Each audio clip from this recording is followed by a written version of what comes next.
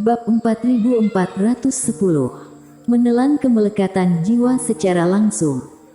Sekarang, di sini, ujar Hengki dengan kaget. Di sini. Sambil berbicara, Erik mengambil sebuah toples penyimpanan jiwa. Tetua Di dan yang lainnya juga melihatnya dengan kebingungan. Master Obatkin, kondisi di sini sangat kompleks. Bukanlah tempat yang bagus untuk menampilkan metode, ujar Master Obatian dengan khawatir. Benar, bocah Kin, jangan paksa, ujar tetua Di juga. Lapangan itu sangat luas dan juga ada kultivator yang beraktivitas di sana. Itu tetap bukanlah tempat yang bagus untuk memulihkan cedera baik dilihat dari segi apapun. Tidak apa-apa, caraku ini tidak dibatasi oleh tempat. Tetap sama di mana saja, ujar Erik sambil tersenyum. Lihat baik-baik, Hengki. Sambil berbicara, Erik berjalan beberapa langkah dan tiba di area lapangan yang kosong, kemudian duduk bersila. Pada saat ini, tidak hanya Hengki, tetua Di dan yang lainnya, semua kultivator di lapangan itu juga fokus ke sana. Seketika, seluruh lapangan menjadi sangat tenang dan semua orang tampak penasaran. Kultivator biasa tidak akan tahu apa yang ingin dilakukan Erik, juga tidak jelas dengan hubungan antara Erik ingin memulihkan kerohanian dan membeli jiwa dewa. Apakah bocah ini ingin menggunakan teknik peleburan jiwa? Hengki mengerutkan kening seiring dengan Erik duduk. Meskipun efek samping teknik peleburan jiwa sangat mengerikan dan sebagian besar orang tidak berhasil, tetapi juga tidak bisa memadukan kemelekatan jiwa dengan mudah. Bagaimanapun, itu adalah teknik rahasia yang diwariskan dari zaman kuno. Meskipun telah memperoleh kemelekatan jiwa, penyerapan jiwa hanya bisa dimulai dengan melalui formasi, pil mujarab, bahkan harus bermeditasi dan mengoperasikan teknik selama 3 jam. Namun, Erik mengatakan bahwa dia bisa menampilkannya sekarang. Apakah tebakannya salah? Adapun untuk Master Obatian, tetua Di dan yang lainnya, mereka telah menahan napas. Berbeda dengan Hengki Li, mereka tahu metode yang digunakan Erik, yaitu metode yang hampir sama dengan teknik peleburan jiwa. Namun, sesuai dengan penjelasan Erik, itu adalah teknik peleburan jiwa yang telah ditingkatkan. Master Obatian, menurutmu, bagaimana rencana Tuan Qin menyerap semua kemelekatan jiwa itu? Ujar kepala suku Li melalui transmisi suara. Aku juga tidak jelas dengan hal ini, ujar Master Obatian sambil tersenyum pahit. Meskipun aku pernah memurnikan pil mujarab untuk Master Obatkin, tetapi keterampilan medis Master Obatkin sangat dalam, aku sungguh tidak bisa memperkirakannya. Tebakanmu tidak perlu terlalu tepat, perkiraan saja, ujar tetua Di. Menurutku, prosesnya pasti cukup rumit dan akan menggunakan beberapa barang dewa dengan kualitas yang sangat tinggi. Barang dewa berkualitas tinggi, tetua Di dan kepala suku Li kaget. Benar, ujar Master Obatian dengan serius. Masalah terbesar dari teknik peleburan jiwa adalah proses penyerapan kemelekatan jiwa terlalu mudah, sehingga komponen lain di dalam kemelekatan jiwa terlalu banyak. Setelah kultivator memadukannya, semua komponen lain itu akan menumpuk di dalam tubuhnya. Ini juga merupakan alasan munculnya masalah pada kultivator selanjutnya yang menggunakan teknik ini. Sedangkan kekuatan Master Obatkin sangat kuat, dia tentu akan mengetahui hal yang aku ketahui. Jadi, aku menduga kalau dia akan memulai dengan membersihkan komponen lain di dalam kemelekatan jiwa itu, sehingga prosesnya akan cukup. Tepat ketika Master Obatian sedang berbicara tanpa henti, tetua Di sampingnya seketika menyentuh lengannya dan menghentikan pembicaraannya. Jangan berbicara dulu, lihat bocah Qin. Master Obatian tercengang, kemudian dia menyadari ekspresi bengong dari tetua Di, yang menunjuk kejauhan sambil gemetaran, seolah-olah melihat hantu. Apa yang terjadi? Master obat yang segera melihat ke sana. Kemudian, dia juga memelototkan kedua matanya. Dia merasa kepalanya seperti disambar petir dan dia tercengang.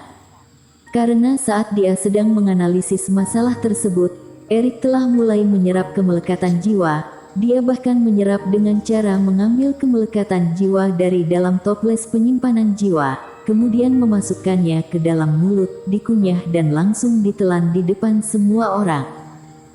Semudah itu. Apakah kemelekatan jiwa bisa ditelan seperti itu?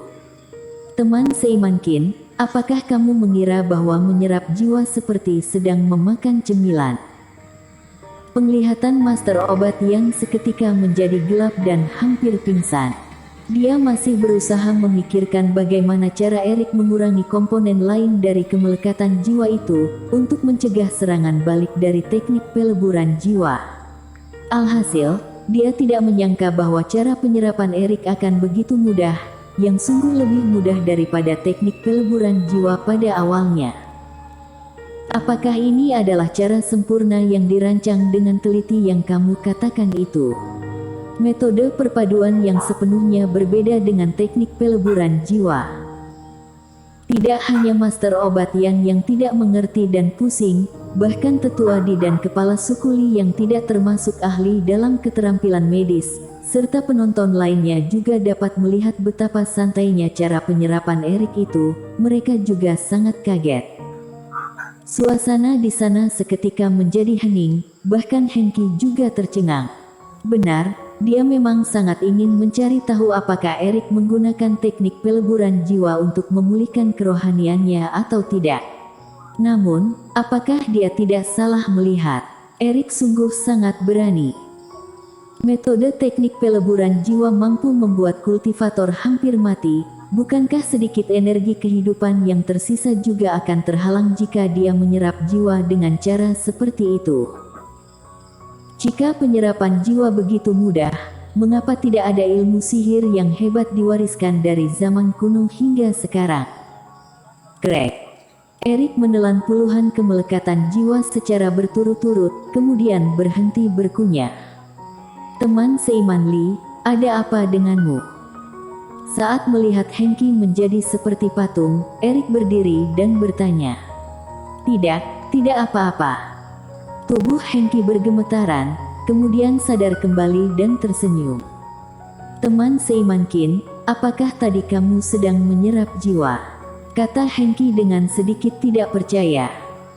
Teman seiman Li, apakah kamu buta? Bukankah apa yang kulakukan tadi sudah sangat jelas? Ujar Erik dengan tenang. Kamu. Karena dibantah oleh Erik, Hengki awalnya sedikit marah, kemudian memaksa diri untuk menjadi tenang dan tersenyum lagi. Haha, aku tidak menyangka metode penyerapan kemelekatan jiwa dari teman seiman Qin akan begitu istimewa, benar-benar menambah pengetahuanku. Aku tidak menyangka kalau teknik penggabungan jiwa bisa digunakan seperti itu. Tapi, cara apa yang ditemukan teman seiman Qin sehingga tidak diserang balik oleh ilmu sihir ini? Tanya Hengki. Apakah teman seiman Li sedang bercanda? Bagaimana mungkin ilmu sihir ini tidak berisiko? Hanya saja aku juga tidak memiliki pilihan lain. Erik menghela napas panjang dan terlihat sedikit tertekan. Bagaimana mungkin tidak memiliki cara lain? Bukankah saudara Qin sudah mengumpulkan banyak metode pemulihan pada 2 hari yang lalu? Ujar Hengki dengan berpura-pura terkejut. Jangan diungkit lagi. Erik melambaikan tangan dan tampak kecewa. Menurutku, semua cara itu sangat biasa dan menghabiskan banyak waktu. Hanya teknik penggabungan jiwa ini yang paling cepat. Apakah saudara Qin tidak takut akan bahaya? Ujar Hengki lagi. Apa yang dikatakan teman seiman Ying itu benar, tanah warisan saat ini penuh dengan bahaya. Bagaimana mungkin aku bersembunyi di balik sekelompok wanita? Jadi, aku lebih memilih mengambil risiko agar segera memulihkan diri, ujar Erik dengan serius. Ngomong-ngomong, aku juga ingin berterima kasih kepada teman seiman Li karena telah memberiku ilmu sihir yang begitu luar biasa. Tidak perlu berterima kasih. Hengki tersenyum, hatinya juga sedikit tergerak pada saat yang sama. Hingga saat ini, dia beranggapan bahwa Erik sudah panik. Erik selalu merupakan seorang jenius yang melindungi orang lain, tetapi sekarang harus dilindungi oleh Vinola Su dan Mita Yan. Dia pasti sulit menerima kenyataan ini. Ditambah dengan kondisi selanjutnya yang semakin rumit, Erik memilih untuk mengambil risiko juga merupakan suatu hal yang mungkin terjadi. Bersambung.